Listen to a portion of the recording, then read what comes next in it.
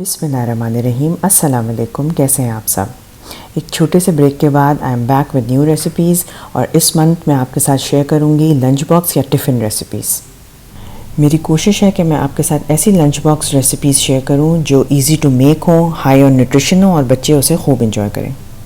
आज हम बना रहे हैं गार्लिक ब्रेड, जिसके लिए मैंने लिया सॉफ्टन बटर, उसमें मैंने ऑलिव ऑयल ऐड किया, फिर इसमें मैंने ड्राइड ऑरिगेनो लीव्स ऐड किए और 2 से 3 गार्लिक क्लोव्स को मैंने इसमें मिक्स कर दिया।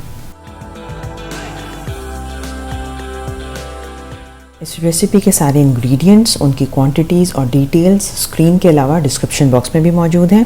और अगर आप मेरे चैनल पे नए हैं तो उसको सब्सक्राइब कर लें, वीडियो को लाइक कर दें और इसे अपने फ्रेंड्स और फैमिली के साथ शेयर कर दें। अगर आपको अपनी गार्लिक ब्रेड ज़्यादा गार्लिक की पसंद है तो आप गार्लिक की क्वांटिटी बढ़ा भी सकते हैं और उसके साथ साथ आप इसमें गार्लिक पाउडर भी ऐड कर सकते हैं।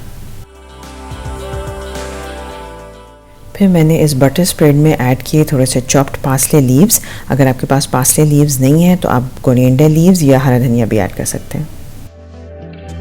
फिर सारे इंग्रेडिएंट्स को अच्छी तरह मिक्स कर लें।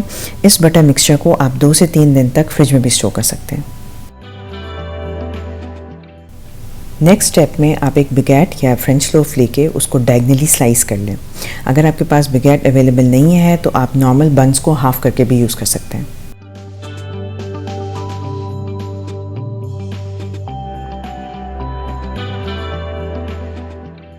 फिर बिगैट स्लाइसेस पे गार्लिक बटर मिक्सचर को लेविशली स्प्रेड कर दें। ये रेसिपी एक मशहूर फास्ट फूड रेस्टोरेंट की गार्लिक ब्रेड सुप्रीम की कॉपीकैट है, जो कि अब आप इजीली अपने घर में बना सकते हैं।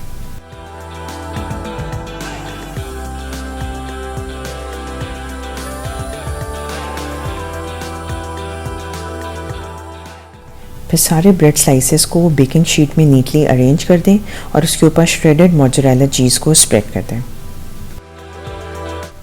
मोज़रेला चीज़ बेक होने के बाद स्ट्रेची हो जाता है, जो कि इस गार्लिक ब्रेड का एक टिपिकल फीचर है। फिर गार्लिक ब्रेड को 2 से 3 मिनट के लिए ओवन में ग्रिल करना है। ग्रिल से मेरा मतलब है कि आप ओवन की नीचे वाली रॉड को नहीं ऑन करेंगे, सिर्फ ऊपर वाली रॉड ऑन करेंगे। क्योंकि गार्लिक ब्रेड में कोई कुकिंग तो होनी नहीं है, सिर्फ चीज़ को मेल्ट करना है, तो हम इसलिए ग्रिलिंग करेंगे।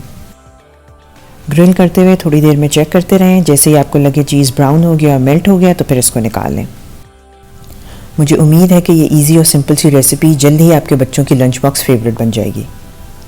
मेरी दुआ है कि अल्लाह ताला आपको और मुझे आसानियाँ अता फरमाए। मुझे अपनी दुआओं में याद रखिएगा। अपना बहुत ख्याल रखिएगा। मिलते हैं नेक्स्ट लंच बॉक्स रेसिपी के साथ। अल्लाह हाफ़िज़।